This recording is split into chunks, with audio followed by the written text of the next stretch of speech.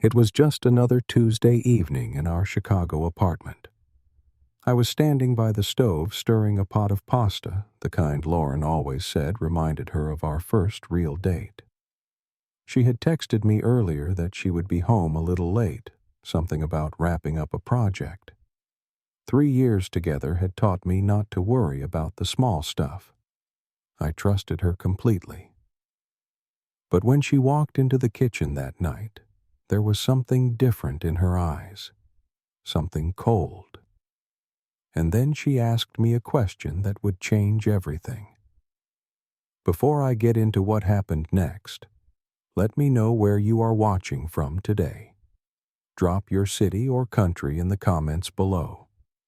If you have been enjoying these stories, please hit that like button and subscribe to the channel so you do not miss any future uploads. Trust me, you are going to want to hear how this night unfolded. So grab your coffee, get comfortable, and let me take you back to that moment when my whole world shifted. To understand what happened that night, I need to take you back to the beginning. I met Lauren 3 years ago at a small coffee shop in downtown Chicago. She was sitting by the window reading a book, and when she looked up and smiled at me, I felt like I had been struck by lightning. We talked for hours that day. She was warm, open, full of laughter. She had this way of making everyone around her feel like they were the most important person in the room. We started dating almost immediately. Within a year, we had moved in together. It felt natural, like we were always meant to share our lives. I worked as a software engineer for a tech company downtown, and she had landed a position at a marketing firm about 20 minutes away. Our schedules were different, but we made it work. Every evening I would cook dinner while waiting for her to come home. We would sit together, talk about our days, watch something on television, and fall asleep in each other's arms. It was simple. It was good. The thing about our relationship that I valued most was the trust. We knew each other's phone passwords from early on, not because we demanded it, but because we had nothing to hide. I could not remember the last time I had even thought about checking her phone. Why would I? She was my partner, my best friend, my future. I used to look at other couples who fought about jealousy and secrets and think how lucky we were, how naive I was. About 2 months before that fateful Tuesday, things started to change. The shifts were small at first, so small that I barely registered them. Lauren began coming home later than usual. She always had a reason. A new project at work. Deadlines piling up. Her new team lead was apparently very demanding, and she needed to put in extra hours to impress him. I believed every word. Why would I not? But then I started noticing other things. Her phone, which used to sit casually on the coffee table or the kitchen counter, was now always in her hand or her pocket. She would take it with her to the bathroom, even for a quick shower. At night, I would sometimes wake up to the soft glow of her screen in the darkness, her fingers tapping out messages while she thought I was asleep. When I asked who she was texting so late, she would say it was the work group chat. People coordinating on the project. She mentioned a name a few times. Derek. He was the team lead on the new project, she said. Tall guy. Really smart. Knew how to motivate the team. I did not think much of it at the time. I was not the jealous type. I prided myself on that. I figured if I could not trust the woman I loved, then what was the point of being together at all? So I continued with our routine. I cooked her favorite meals. I asked about her day. I planned little surprises for our weekends. I was already thinking about the future, about maybe proposing sometime in the next year. I had even started looking at rings during my lunch breaks at work. Looking back now, I can see all the signs I missed. But love has a way of making you blind to the things you do not want to see. That Tuesday evening, I was making pasta with homemade marinara sauce. I had stopped by the grocery store on my way home to pick up fresh basil and tomatoes. The apartment smelled wonderful, and I was feeling good about the night ahead. Maybe we could open a bottle of wine, watch that movie she had been wanting to see. I heard the door open around 7:30. Lauren walked in, but she did not come to the kitchen to kiss me like she usually did. Instead, I heard her footsteps stop in the living room. When I turned around, she was standing in the doorway, her purse still on her shoulder, her expression unreadable. Something is wrong, I thought immediately. My first instinct was concern. Had something happened at work? Was she feeling sick? I wiped my hands on a towel and walked toward her. "Everything okay?" I asked. She did not answer right away. She just stood there looking at me with those eyes that suddenly felt like they belonged to a stranger. Then she took a deep breath and said the words that would echo in my head for months afterward. "Rudy, I need to see your phone." I blinked, caught completely off guard. "What? Why?" Her voice was cold, almost clinical. "If you have nothing to hide, then open it." I stood there trying to process what was happening. This was not the Lauren I knew. This was not how she talked to me. After 3 years of complete transparency, 3 years of building something I thought was unshakable, she was standing in our kitchen demanding to inspect my phone like I was some kind of suspect. I searched her face for a hint of the woman I loved, but all I saw was suspicion and something else I could not quite name. Something that looked almost like hope. Hope that she would find something. That was the first moment I felt my heart crack. I took a slow breath, fighting the urge to get defensive. Part of me wanted to ask what had brought this on, to demand an explanation for why she was suddenly treating me like a criminal. But another part of me, the part that still believed in us, decided that the best way to handle this was to simply comply. I had nothing to hide. Maybe once she saw that whatever was bothering her would dissolve. "Okay," I said quietly. I pulled my phone from my pocket, unlocked it with my fingerprint, and handed it to her. "Go ahead." Lauren took the phone without a word of thanks. She sat down at the kitchen table and began her investigation. I watched as she opened my messages, scrolling through conversations with my brother Kevin, my best friend Marcus, my co-workers. She checked my emails, both personal and work accounts.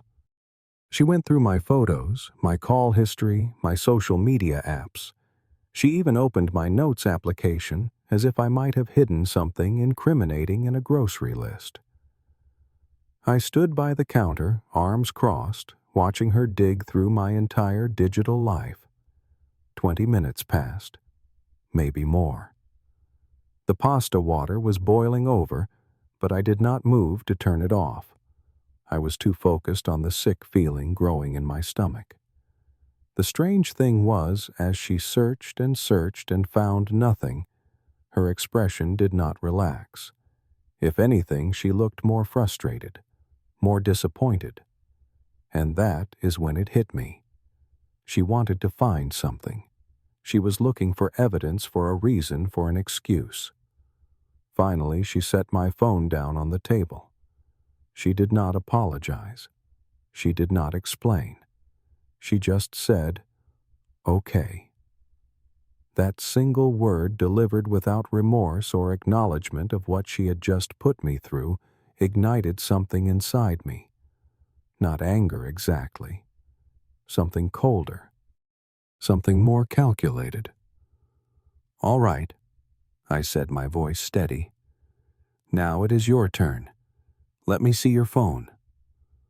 The change in Lauren was instantaneous and dramatic. Her face went pale.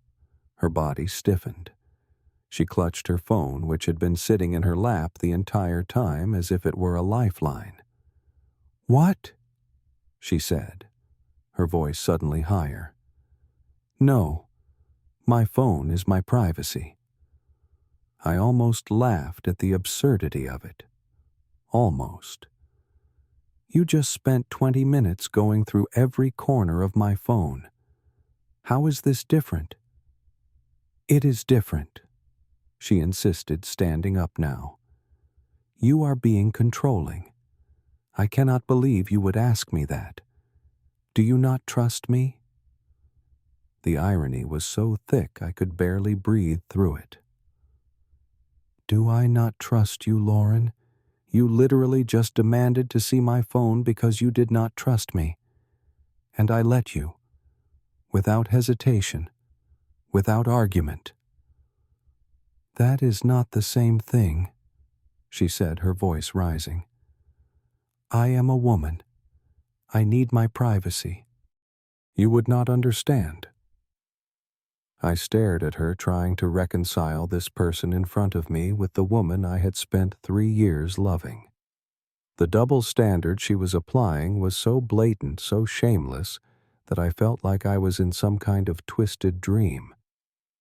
"So, let me get this straight," I said slowly. "Your standard is that if I have nothing to hide, I should open my phone. But when I apply that same standard to you, suddenly it is controlling and invasive." "You are twisting my words," she snapped. "I am not having this conversation." She grabbed her phone and stormed toward the bathroom. A moment later, I heard the door slam and the shower turn on. I stood alone in the kitchen, the smell of burnt tomato sauce filling the air, my mind racing. Everything I thought I knew about my relationship was crumbling around me. The woman who preached openness and honesty was hiding something. The woman who demanded transparency from me refused to offer the same in return. And then I noticed it. Her phone. In her rush to get away from the conversation, she had left it on the edge of the couch. It must have slipped from her pocket when she grabbed her towel. I stared at it for a long moment. I could hear the water running in the bathroom. She would be in there for at least 15 minutes. She always took long showers. I was not going to pick up her phone and go through it like she had done to mine. That felt wrong, like sinking to her level. But then I remembered something. Something that gave me an idea. We had a Bluetooth speaker in the living room. A nice one that we had bought together last year for parties. It was connected to our home network, and both of our phones could pair with it automatically. I had set up the system myself. I walked over to the speaker and opened the control app on my own phone. Sure enough, Lauren's phone was listed as a connected device. I could access certain features remotely without ever touching her device. My heart was pounding as I navigated through the options. And there it was. Voice memos. Lauren had a habit of recording voice messages for her best friend Nicole instead of typing long texts. She had been doing it for years. I hesitated. Did I really want to do this? Did I really want to know? But then I thought about the look on her face when she was searching my phone. The disappointment when she found nothing. The refusal to offer me the same transparency she demanded. I needed to know the truth. I pressed play on the most recent voice memo dated just 2 days ago. Lauren's voice filled the apartment, clear and unmistakable through the high-quality speakers. It was addressed to Nicole, just as I had expected, but the content was nothing I could have prepared myself for. "Nicole, I do not know what to do anymore. I have been thinking about Derek constantly. I know I should not. I know I have Rudy. But there is just something about Derek that makes me feel alive in a way I have not felt in years. I stood frozen, my hand still hovering over the speaker controls. Her words washed over me like ice water. It started about 2 months ago when he joined the team. At first I thought it was just professional admiration. He is so confident, you know. He knows exactly what to say and when to say it. He is tall, good-looking, and when he laughs at my jokes, I feel like I am the funniest person in the world. The voice memo continued each word, cutting deeper than the last. We have been having lunch together, just the two of us. I told Rudy it was team meetings, but it is just me and Derek at this little Italian place near the office. We talk for hours. He tells me about his life, his dreams. He says I am special. He says he has never met anyone like me. I felt my knees weaken, but I forced myself to stay standing. I needed to hear all of it. Last week he told me he has feelings for me. He asked me to give him a chance. I did not say yes, but Nicole, I did not say no either. I keep thinking about what it would be like to be with someone who excites me again. There was a pause in the recording, and I heard Lauren sigh. The problem is Rudy. He is a good guy. He really is. He cooks for me. He takes care of me.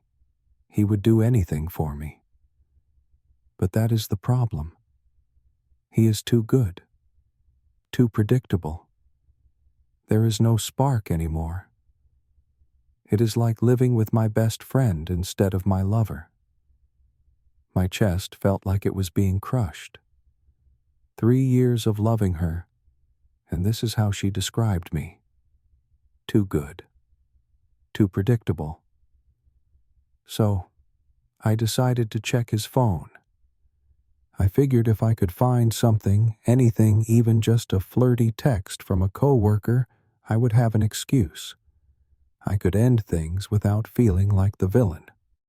I could tell everyone that he betrayed me first, and then I would be free to explore things with Derek without the guilt. The recording ended with Lauren saying she would keep Nicole updated. Then there was silence. I stood in the middle of our living room, surrounded by the remnants of the life I thought we had built together. The pasta was ruined on the stove. The candles I had planned to light sat untouched on the table. And somewhere in the bathroom, the woman I had planned to marry was washing away whatever guilt she might have felt. I did not turn off the speaker. I let it sit there ready to play again at the touch of a button. Then I sat down on the couch and waited. About 10 minutes later, the water stopped. I heard the bathroom door open, and Lauren emerged in a cloud of steam, a towel wrapped around her body, her wet hair dripping onto her shoulders. She was halfway to the bedroom when she heard it, her own voice coming from the speaker. I had pressed play again. We have been having lunch together, just the two of us. I told Rudy it was team meetings. Lauren froze. The color drained from her face so fast I thought she might faint. She turned toward the living room, her eyes wide with horror, and saw me sitting on the couch. "What?" She started, her voice barely a whisper. "How did you—" "The Bluetooth speaker," I said calmly. "You left your phone connected. I did not have to touch it." She rushed toward the speaker, trying to turn it off, but I had already disconnected her phone from my app. She pressed buttons frantically, but the recording had already said everything that needed to be said. When she finally gave up, she turned to face me. Her eyes were filling with tears, her hands shaking. "Rudy, please, let me explain." I held up my hand. "You already explained. I heard every word. You want Derek. You wanted me to be the bad guy so you could leave without guilt. You were looking for an excuse to destroy 3 years of my life." "That is not fair," she cried. I was confused. I have not done anything with him. It was just feelings. I cannot control my feelings. You are right, I said, and my voice surprised me with how steady it was.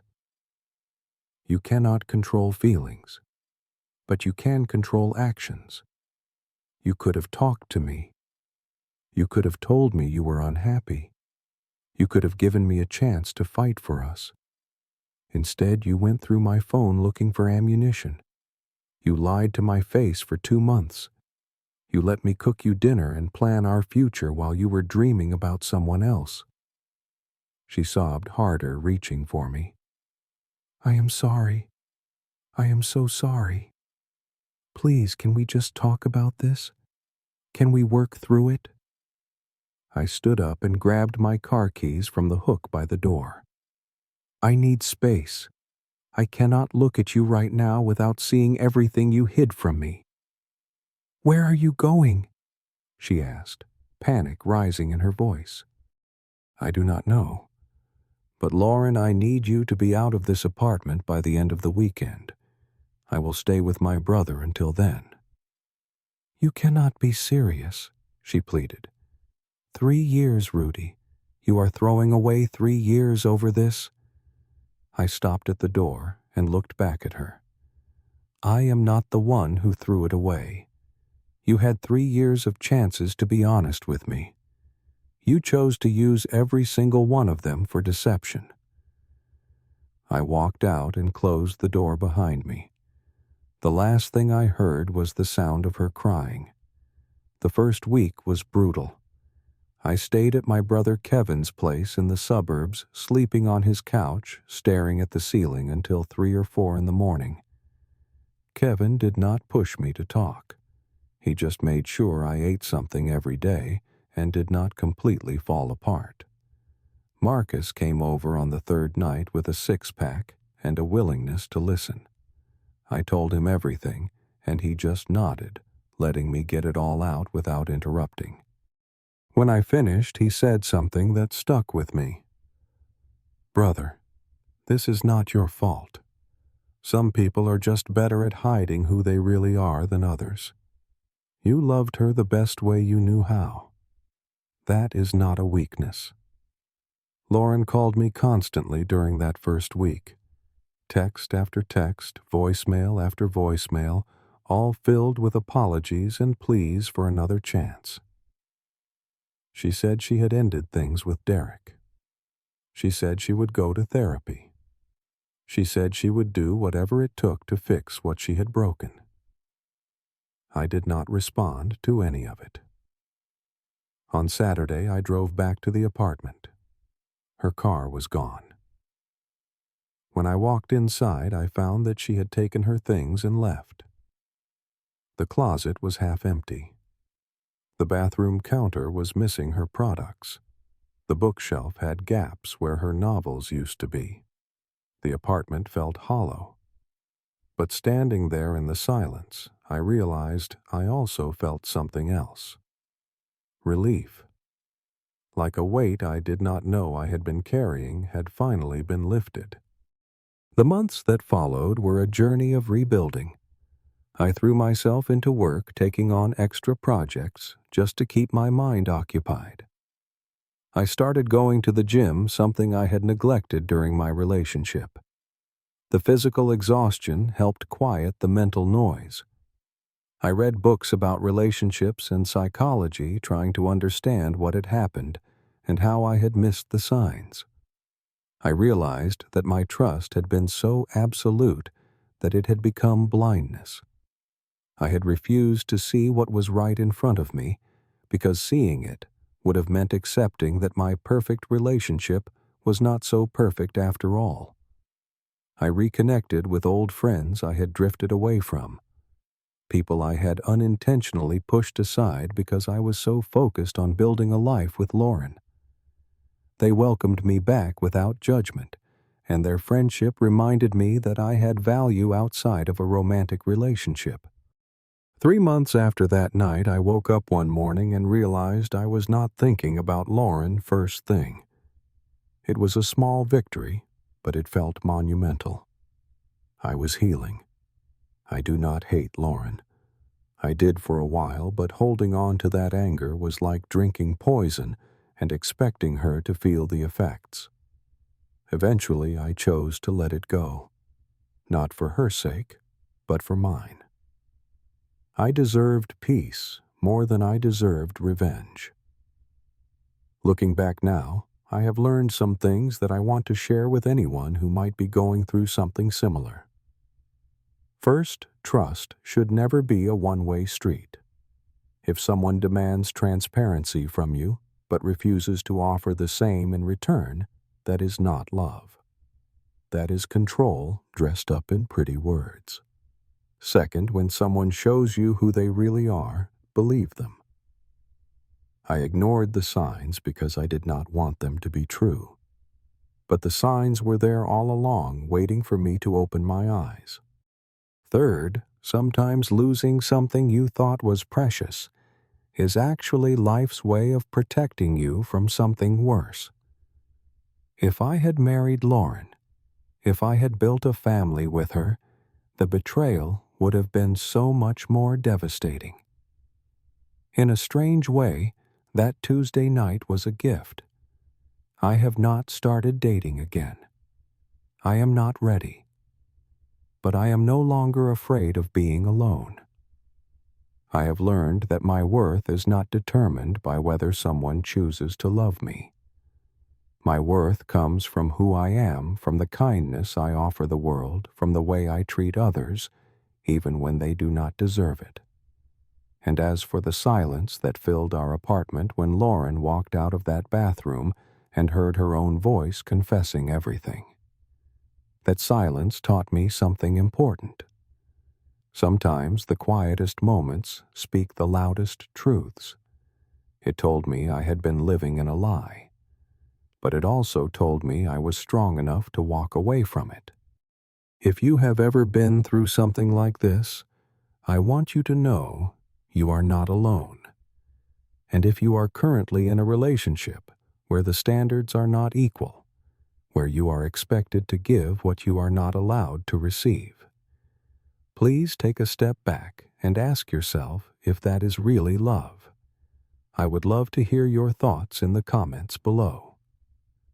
Have you ever caught someone in a lie that changed everything? How did you handle it? Drop your story and let us support each other. If this video touched you, please give it a like. It helps more than you know. Subscribe to the channel and hit the notification bell so you never miss a new story. And if you know someone who needs to hear this, share it with them. Thank you for spending this time with me today. I hope you find the strength to always choose yourself, even when it hurts. Take care of your heart, and remember that you deserve honesty just as much as you give it. Until next time.